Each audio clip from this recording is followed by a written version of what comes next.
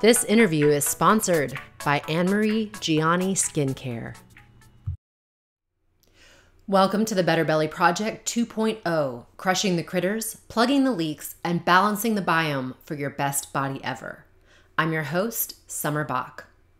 I struggled with my own gut-based issues for years before I figured out how to heal and seal my gut to get rid of my allergies, panic attacks, skin reactions, and digestive problems. I created online programs to help others do the same. Too many people's digestive systems are wrecked. This is causing an increase in all kinds of disease, both chronic and acute. It's not easy to be healthy in our fast food, too busy culture. But we live in a time where the advancement of our collective knowledge is increasing rapidly. You have to stay educated to keep up.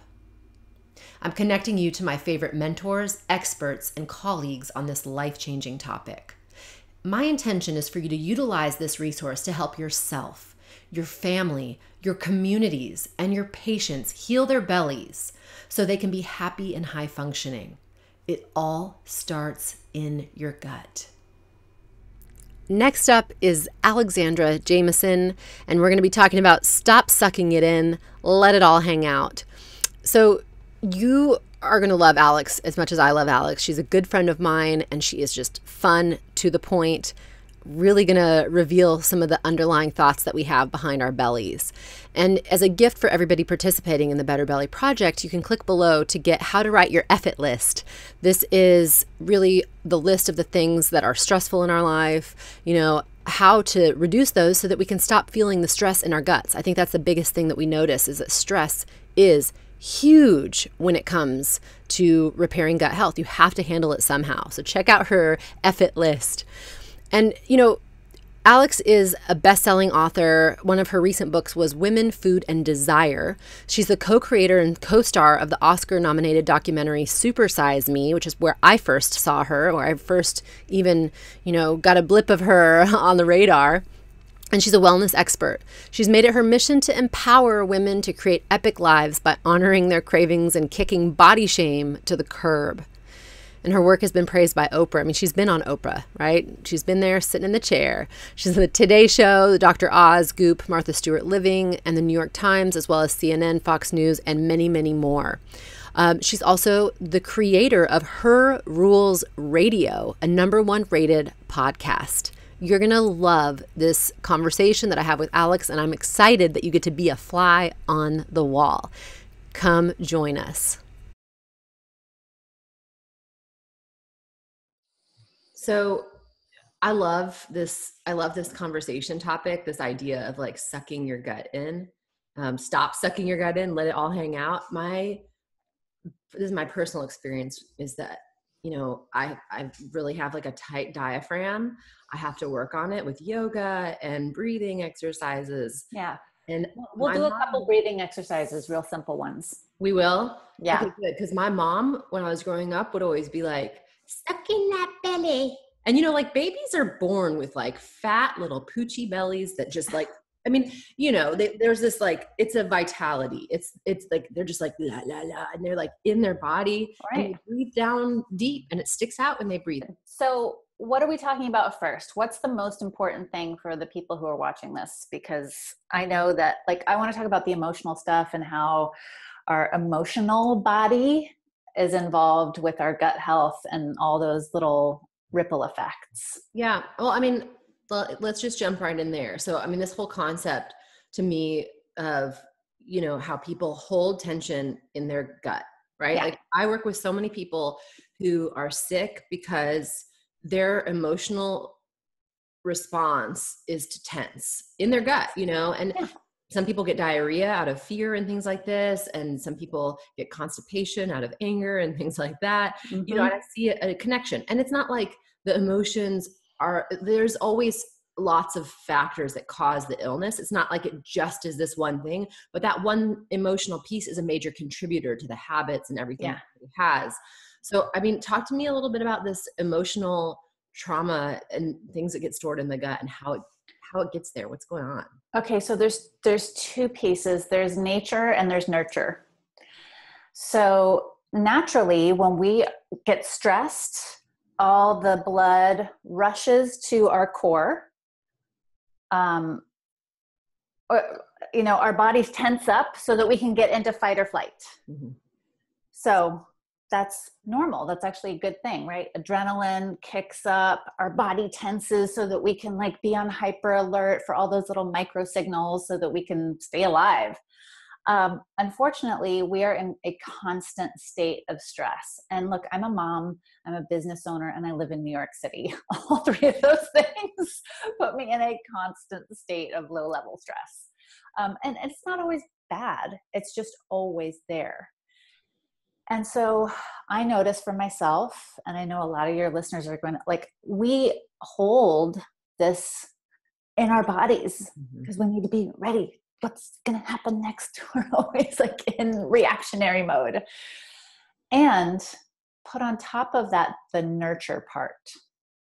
And you and I were just talking about this. When you were little, what did your mom say to you? Yeah, she always said, suck in your gut. I mean, she would tell me to suck in my belly, suck in your belly. Oh, your belly's sticking out. Yeah. Yeah. Think about Spanx, right? Spanx is one of the most profitable companies on earth. And it's all about sucking it in, right? We want to create this slim silhouette, which, by the way, is for other people. By the way, is kind of the patriarchy fucking up our bodies again. And we're taught from a really young age not to have a pooch. We should have this perfect little flat belly all the time, which isn't normal. It's not natural. You actually have organs in your belly that are going to cause a little bit of pooch out. You can be in shape and have a pooch. So when we're constantly tensing our belly muscles to have a slim silhouette or not have a muffin top or whatever, it's actually constraining our ability to digest, and it's constraining our ability to breathe. Mm-hmm. You can't, when people go to yoga and they're told to take a deep belly breath, I've talked to a couple of yoga teachers about this. They're that is one of the hardest things for people to do because they don't know how to deeply breathe. So they have to reteach people how to breathe and be in their bodies. I actually had to create a new way of learning how to take a belly breath, which might really help people. Yeah. And this relaxation of the belly, stopping the tensing of your muscles, you're going to notice it happen in layers. You're going to be oh, I found a deeper level. Oh, wait. Oh, I can go one level deeper. It's peeling an onion of your body. It's relaxing, relaxing, relaxing all the way into your core. So you might have gone to yoga, or maybe you've never gone to yoga, but they'll have you lay down. That is the easiest way to learn how to actually relax your belly and breathe lower into your diaphragm. And what does the diaphragm go around? What does the diaphragm go around in terms of your organs, your intestines? What's it wrapping around? Well, your diaphragm's kind of connected to your ribs. Yeah. And so it's, from my understanding, your stomach is above your diaphragm, right? Isn't that correct? I feel like I need to do some. It might be right around the lower part of the stomach and the lower or the small intestines. Mm-hmm. Anyway, it's definitely when it's constricted, it's constricting the flow of energy and blood to your digestion. Mm-hmm. So I want you to lay down, and if you can't lay down right now, that's okay. But next time you're laying down, notice that because you're not trying to hold yourself in anymore, notice as you lay down, you can just relax all of that. Put your hand on your low belly at that point, and you'll notice, oh, wow, I can really bring my breath lower. That's actually expanding the diaphragm like this. But you probably can't do that right now because you're sitting or standing. So I'm going to take you through a really simple trick that I learned how to do. So I want you to breathe in through your nose and out, and then breathe in. And on your next exhale, I want you to push all the air out with your lower belly muscles. Push, push, push all the air out. Empty, empty, empty. And then breathe in from your belly slowly and fully down there. And then breathe out again and push all the air out with your lower belly and your diaphragm. And then you can inhale from that place. So if you do like 5 breaths where you're kind of slowly pushing the air out, then you can notice the expansion. So it's this contrasting experience. Do you notice a difference? Like, oh, that's where it is. I always get a little high when I start doing this. Yeah. So just do a few, don't pass out. But it's a way to start connecting. There's my low belly. There's how I contract. There's how I expand down there. And as you do that contracting and expanding intentionally, you're actually bringing more blood flow there. You're bringing more relaxation. So that's super important. It's these small embodiment practices that we need to really learn the difference between relaxed and expansive, right? Straighter now. I just feel it. Like I'm sitting up. That's crazy. Yeah. So that's one piece. The other piece is another breathing tool that's really, really going to help you to calm yourself. Now, you've probably talked about this with other people, but you and I have talked about our own traumas, our own frights, right? And how that gets stuck in the body. Mm-hmm. Your emotions get stuck in the body. And so many people who have digestive trouble, either IBS or any of the issues that you talk about here, there's an emotional component to it. And an emotion is a connection between the brain and the body, right? Your brain remembers something or is experiencing something emotional or upsetting, and the body feels it. Or it can work the other way. The body can feel something intense, and then the brain will come up with, try to make sense of, make meaning out of that and associate an emotion. So there's a connection, right? That mind-body connection goes back and forth.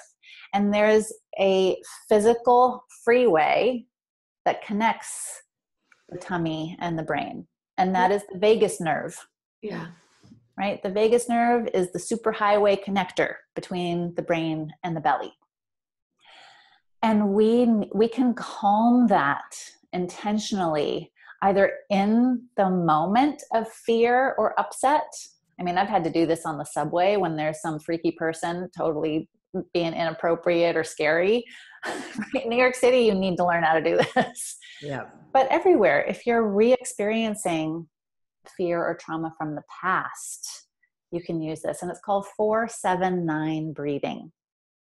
And what you're doing is and I'll walk you through it in a moment, but let me explain first. You're expanding your body, the vagus nerve, with a big, deep inhale, and you're holding that breath, which kind of tones, it calms or enervates the vagus nerve. And then you're slowly breathing out. So you inhale, hold it, and slowly breathe out. So let me take you through it a few times, and then I'll explain a little bit more about how it works.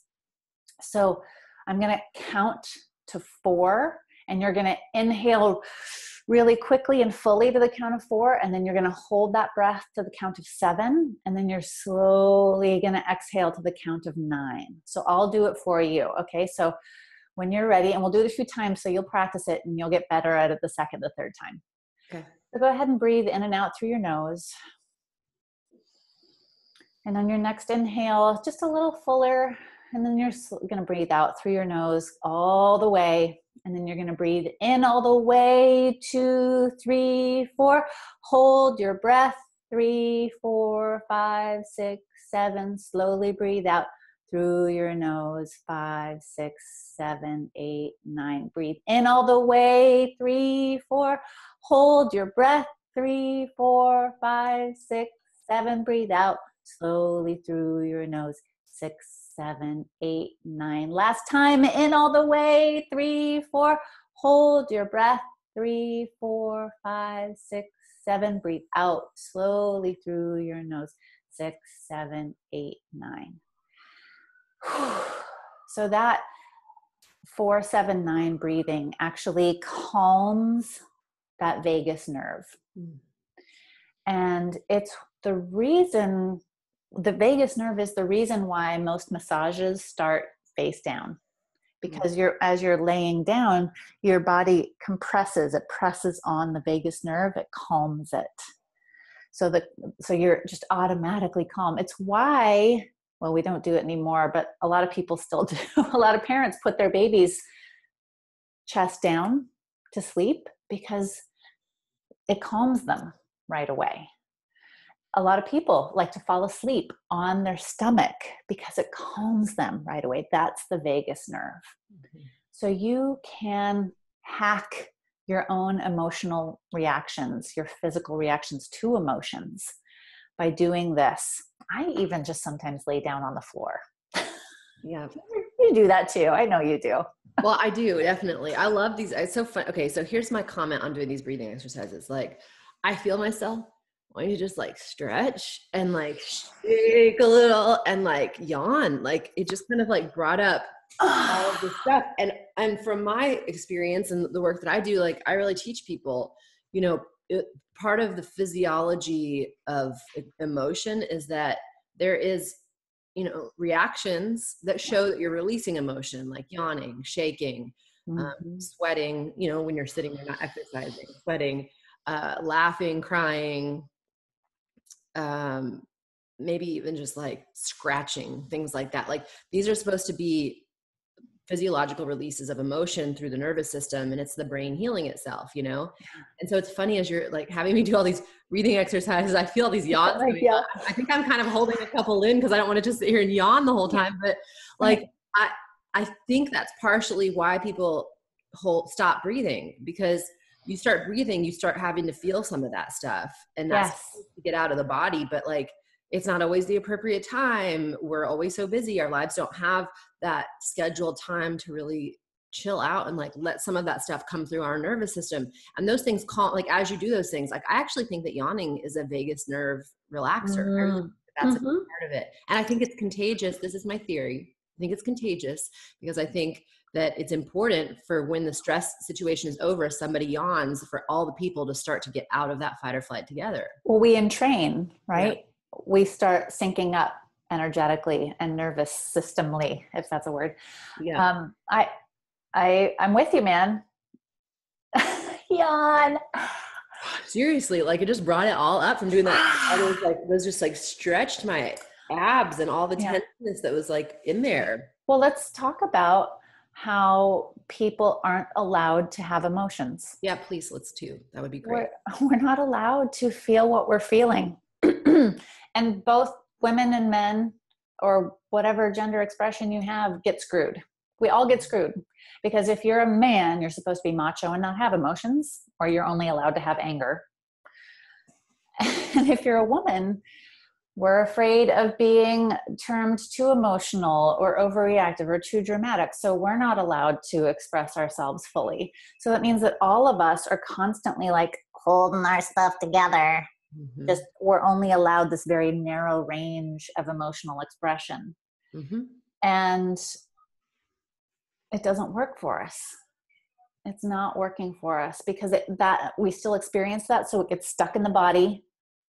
And our brain tries to compartmentalize it. So at some point it has got to come out, and it is coming out for most of us. We're just experiencing it as digestive issues, as stomach pain, right? Mm-hmm. Because our brain, our belly is our emotional brain. It's constantly sending us messages. It's constantly telling us what we need and what we're feeling, but we ignore it, or we think there's something wrong with us, that we're feeling something. Yeah. But all of those feelings or emotions are honest. They're real. There's something that need to be felt and looked at and understood and then released.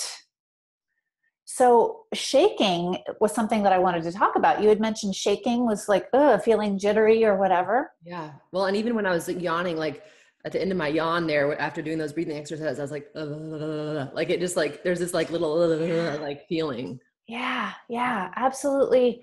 Like just having an opportunity to do weird things with your body is something that we could all really use. Mm-hmm. Really, really use. And you know what? It gets taught to us at a really young age. You know, my son is a very active creature. He's 10 and he's always moving around. And luckily he goes to a really awesome school where they're super flexible with different learning styles. And he's allowed to stand up at his desk and work so that he can shift his weight. He's a kinetic guy. He's a kinetic learner. And a lot of people are, but you were taught to sit still. And your body and brain freak out when they're not allowed to move. So one of the things that really helps release, and I teach this, I'm starting to teach some really cool dance and movement classes, is we need to shake it out. Shaking is actually one of the most common trauma clearing experiences that mammals have. So think about a deer that's, running through the forest to get away from, I don't know, insert predator here, bear, tiger, whatever. Cougar, yeah. Cougar, yeah, deer running away. Well, it gets away. It got away, and it will shake. It will shake all the nervousness out. It'll shake out the adrenaline. The adrenaline needs to be moved out through the body by movement. Otherwise, you might have experienced this, like people who go through a serious trauma and they have this huge adrenaline rush, they feel really sick. They feel nauseous, or they even throw up. Like adrenaline has that effect on the body if it's not moved out. If you have an adrenaline rush and don't move, you'll feel really nauseous. So shaking is actually an awesome way to release some tension. So I want you just to take your hands and really shake them out. Shake your shoulders, bounce up and down. You can even shake your feet while you're doing this in your chair. Like, do this for 10 more seconds. Look like a total idiot. Shake it out really vigorously. Whew. And then be still. Like, wow, that was real. Like, don't you feel a little high? You're like, whoa. I mean, your whole body's buzzing. Yeah, your whole body's buzzing. Take a few deep breaths in and out through your nose. Elongate the breath a little bit. Let your body settle. Just notice how you feel. Nice. Wow. Something really moved. Something really shifted. So when you notice upset, fear, anger, sadness, and you're still walking around all tense afterwards, try shaking. Go to the bathroom after an intense meeting or interaction at work. Go to the bathroom and just shake in one of the stalls. It can really help. I used to do it before talks. Like when I was going to do a talk and I was nervous about it. Yeah. I haven't done it in a long time because I haven't been nervous, but I would get really nervous and I would go in the bathroom and I would do that. I would shake every single thing as long as I needed to until I felt like all the fear was out. And then I would go to the stage and felt really grounded. I might still feel some fear, but I could breathe. I wasn't like doing that weird thing where you get on stage and you can't catch your breath. So yeah. But I also think like you're talking about how it's kind of repressed, right? Emotions are repressed. That's like what we're talking about here, like this shaking. That's one way of kind of like stimulating that. But if we were unrepressed, free to feel our emotions, we would shake, like it would be very different. We would shake spontaneously. It would be like, and it would really like our body, when we were afraid with an adrenaline rush or afterward, we would really shake and we wouldn't try to like not show that. We're constantly trying to not show that. Like yawning is considered disrespectful. Like I'm tired or I'm bored. You're really boring me right now, versus understanding that like, no, I might actually just be relaxing my vagus nerve and getting really grounded and into this conversation, Or even stretching, right? Stretching during a meeting or like this. Like sometimes the body just needs to move. We are so sedentary and we are not naturally sedentary creatures. Right.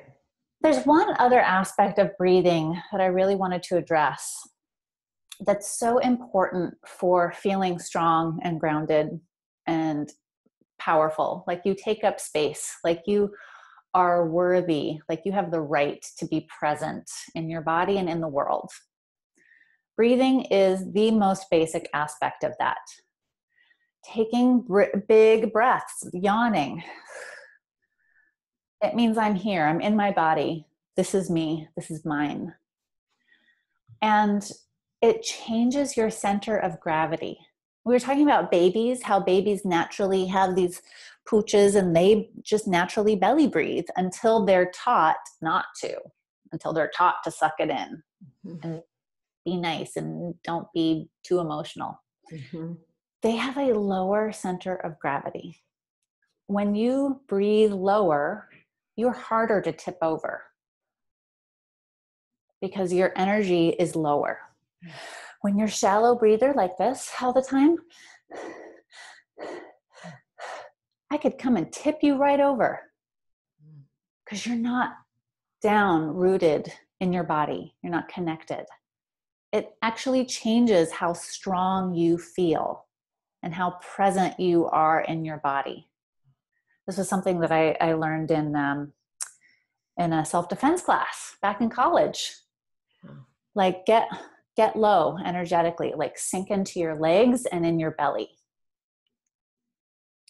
And we are, and you know, this is both to women and men, but it's something that is really manifesting in women's bodies, that we are taught to be ashamed of our hips, of our reproductive organs, of our low belly. We're taught to be ashamed of it.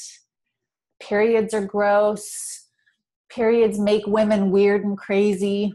You know, we should have perfect hips for somebody else to look at. I mean, it's like, it's bonkers. It totally disconnects us from this really the place where all humans are created.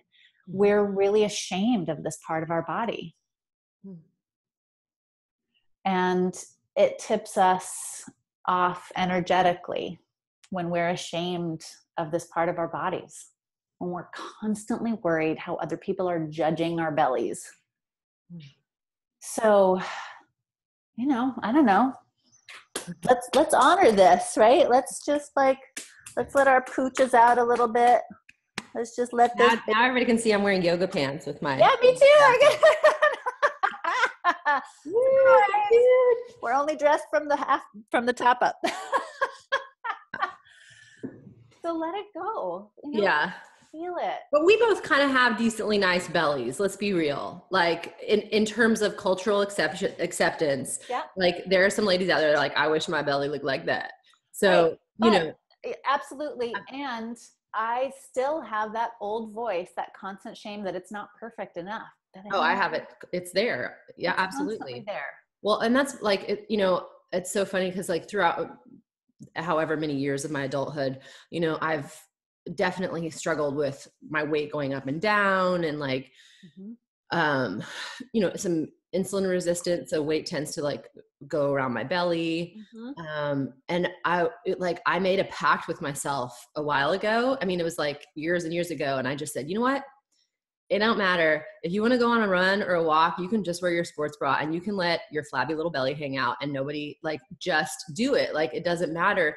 And I will say that bikinis too. And I talked to my 80-year-old self and I was like, hey, what's going on? She's like, girl, you are never going to look as good as you can do now. You better wear that bikini. And she's like, my butt is sagging. I have a little pancake white girl butt and your boobs, they're like down to your belly button. And so like right now, it doesn't even matter what you look like. Put that bikini on and just wear it.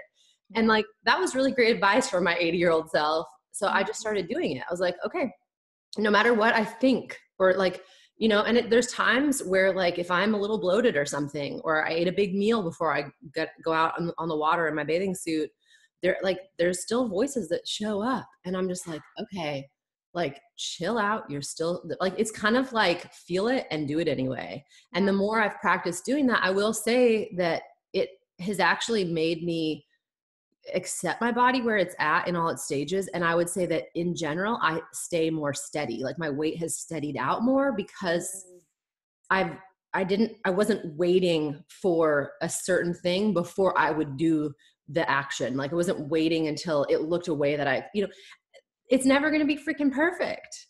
You know, it's just never going to be perfect. I know women who are fitness models who think that their bellies are insane. And I'm like, you are rocking, you know? So this is just, I think it's really important for people to know and for all women to have an understanding that it's affecting all of us. Yeah, we've No all matter been what we look like. brainwashed. We've all been brainwashed that our bodies are never good enough, that we are never good enough. You can never get it right enough. We constantly seek outside validation, and we just have to re-brainwash ourselves. Mm-hmm. Yeah, exactly. We just have to re-brainwash ourselves with different messages and different ideas, and we have to support each other in that too. Yeah. Which is why I'm super psyched to have friends like you in my life, who I can show up however I'm showing up, and I get love and support from you no matter how I look, how I'm feeling, right? And that kind of community is absolutely one of the secret ingredients that's necessary for healing. Mm-hmm. There's no other way to do it.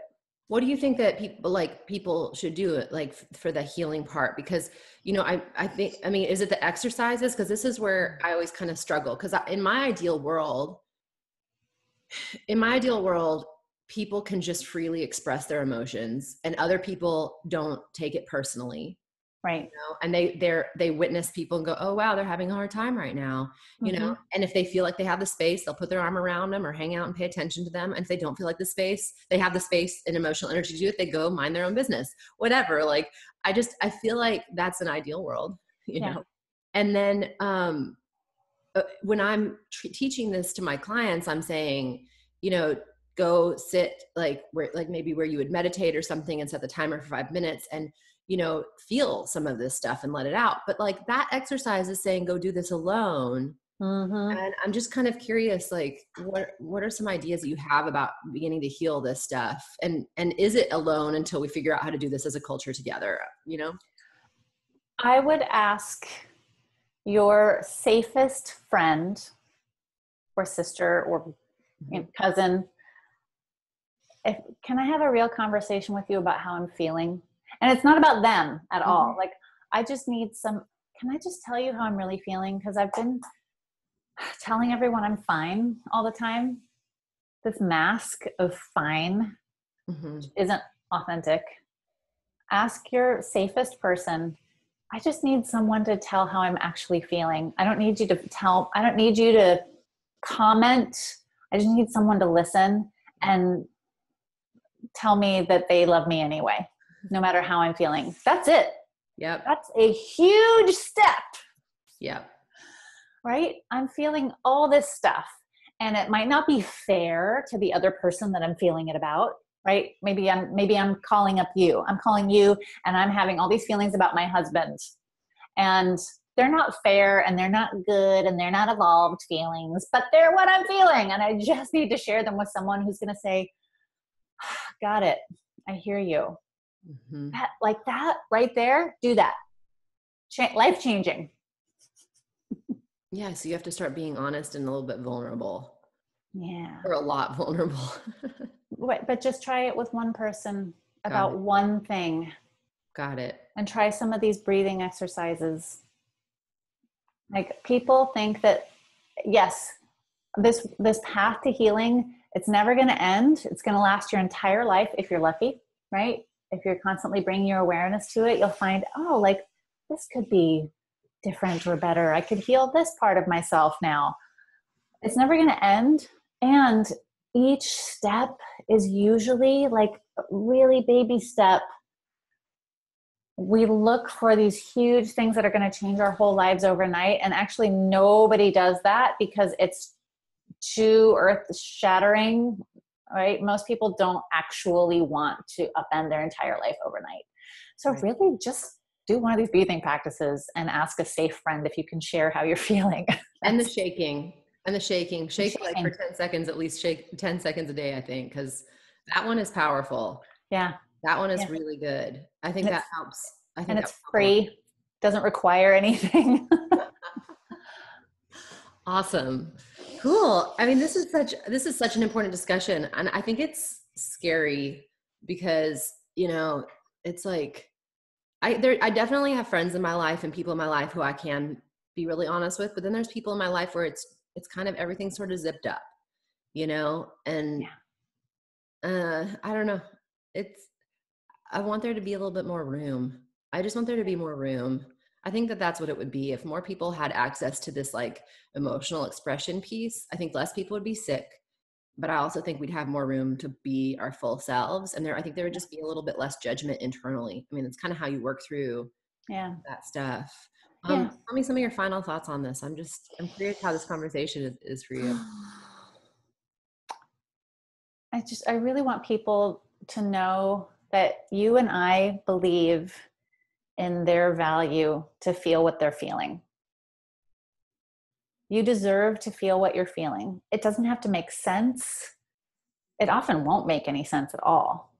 It's sometimes it's really old. Sometimes it's unfair to other people.